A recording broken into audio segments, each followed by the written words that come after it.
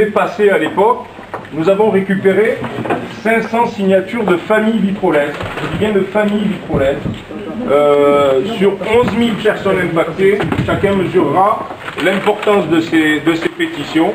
Alors elles sont, il est vrai, j'allais dire un peu caduques, parce que nous les avions fait avant la décision inacceptable de la RDNF. Et donc nous allons vous demander de les remettre, parce que quel que soit le résultat de votre entrevue avec le préfet, nous restons dans la logique que le problème ne serait pas réglé, même si on éliminait cette hypothèse de RD9. Donc nous allons vous demander de défendre effectivement cette théorie qui est la nôtre, qui est de dire que aujourd'hui il n'est pas acceptable que l'ensemble des vitrolés, l'ensemble des quartiers sud de Vitrolles supportent cette charge, alors que, comme c'est écrit partout maintenant et nous le savons, il y a des villes voisines qui ne sont pas du tout impactées. Mais je vous demande aussi d'être très vigilants, parce que le fait de supprimer la RD9, nos interlocuteurs ne doivent pas considérer pour autant que c'est fini, que le problème de Vitrolles est réglé, simplement parce qu'on a retiré la RD9. Le fait de retirer la RD9, c'est la solution que nous souhaitons éliminer, mais nous souhaitons également que chacun comprenne que le problème n'est pas réglé pour autant. Et là, je crois qu'on sera tous d'accord pour considérer que même si la trajectoire RD9 était retirée, notre combat continue et doit s'amplifier. Alors, il faut que vous sachiez aussi quand même qu'il y a un historique de cette mise en place sur Vitrolles, avec deux dates essentielles, j'en ai parlé l'autre soir, mais je le redis encore ce soir volontiers. C'est 1989, la mise en place de cette trajectoire sur Vitrolles, et 1997, la trajectoire qui devient encore un peu plus sur Vitrolles. Aujourd'hui, nous avons la conviction que ces trajectoires ont été mises en place uniquement dans un souci économique, et que nous n'accepterons pas que nous, vitrolés, ayons à subir les avatars de ce genre de situation. Il ne nous appartient pas de supporter le fait que le kérosène coûte plus cher ou que les avions doivent aller plus vite. Voilà ce que nous avions à vous dire ce soir, et merci encore de nous avoir accueillis. Merci.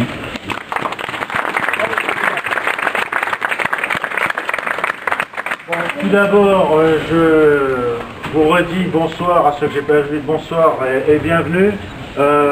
On est heureux, Christine Le Timolina, directrice de cabinet du maire, et moi-même, et quelques collègues élus qui sont trop modestes pour venir à mes côtés et être sur la photo de la Provence, mais qui se noient parmi vous, et après tout, la voix qui est pas si mal, les élus parmi les collègues, c'est une bonne chose. Alors, on est très heureux d'abord de vous accueillir ici, même si le sujet n'est pas forcément réjouissant. On est heureux parce que quand les citoyens du projet se retrouvent aux côtés des élus dans la maison dite commune, c'est que quelque part il y a une volonté d'avancer ensemble et de régler un vrai problème. On a un vrai problème à régler, et M. Amar a parfaitement raison de dire que le choix du préfet, même s'il est mauvais, même s'il ne tient pas compte de l'avis du maire, de toute façon ne règle rien. Qu'on adopte cette trajectoire dite de la RD9 ou qu'on reste à la situation actuelle, on n'est pas là pour ça. On ne s'est pas battu depuis 3 ans maintenant, simplement pour qu'on considère comme une victoire que rien ne change.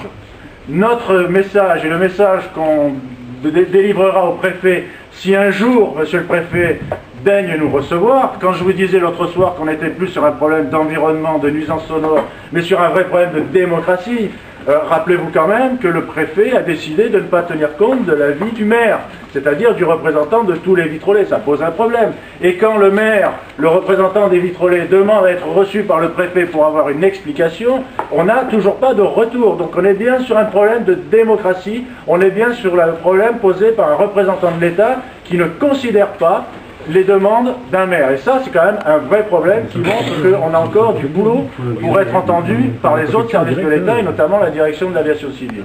Donc pour nous, le message est clair. Le problème, c'est le survol des avions sur Vitrolles. Ça n'est pas le problème des avions sur les quartiers sud. Ce sont les vitrolés qui n'ont pas à supporter des changements de trajectoire qui ont été décidés sans aucune concertation. On est bien sur la logique que l'aéroport profite à tous, que l'aéroport constitue un bassin d'emploi dont nous profitons de manière directe ou indirecte tous, et c'est pas moi qui vous dirai le contraire. Mais, cela étant, à partir du moment où tous nous profitons du bon côté de l'aéroport, il est normal que nous partagions tous aussi les nuisances générées par cet aéroport. Or, aujourd'hui, ça n'est pas le cas. Aujourd'hui, notamment les décollages face au sud, c'est essentiellement vitrolles. 11 000 personnes, 30% de la population vitrolaise qui les subissent. Et ça, pour nous, ça n'est pas acceptable. Nous sommes dans une logique, non pas de dire que les avions aillent ailleurs, comme le dit notre ami, notre ex-ami, le maire du Rove, Vitrolles a une maladie, qu'elle se la garde. Non, les avions, ça n'est pas une maladie. C'est une nuisance, c'est une pollution. Elle ne peut pas disparaître totalement, on en est conscient, donc on souhaite que chacun fasse un effort et que la solidarité s'exprime pour gérer ce problème. C'est la seule solution possible. Et quand le préfet nous renvoie chez nous en nous disant « Vitrolais, vous vous débrouillez entre la RD9 et la situation actuelle », d'une manière plus élégante peut-être, il reprend les propos du maire du Rove. C'est une maladie vitrolaise que Vitrolles se débrouille avec. Mais si on peut comprendre quelque part le discours du maire du Rove qui après tout défend son précaré, le préfet c'est quand même le représentant de défenseur de l'intérêt général. Et l'intérêt général commande que les nuisances soient réparties de manière équitable sur l'ensemble des communes riveraines. Voilà. Je ne vais pas être plus long parce qu'on s'est quand même dit beaucoup de choses ces dernières années et que malheureusement les choses n'avancent pas suffisamment pour que je vous donne des scoops. Le seul scoop ce soir, c'est qu'il n'y a pas de scoop, c'est que le préfet a toujours probablement autre chose à faire. Donc, et c'est pour ça que votre présence est importante, parce que à travers le refus du préfet de recevoir le maire, c'est le refus du préfet d'intégrer les demandes des vitrolais. Donc c'est bien vous, c'est bien nous, quelque part, qui sommes ignorés par le préfet, et c'est donc bien vous, c'est bien nous qui devons rappeler au préfet qu'il doit nous entendre. Donc je prends bien entendu ces pétitions et on les remettra. Et je crois qu'aujourd'hui, ce qui est important, c'est qu'on fasse pression pour défendre notre bon droit. Notre bon droit, par rapport aux représentants de l'État, il commence par le fait d'être entendu. On arrivera à une solution, on arrivera à un accord ou pas, mais au moins qu'ils nous entendent. C'est la première étape. Donc ce que je vous propose maintenant, c'est éventuellement qu'on reçoive avec Madame Le Timolina quelques représentants de l'association, qu'on finalise un peu et qu'on précise un peu la stratégie qui va être la nôtre dans les jours et dans les semaines qui viennent.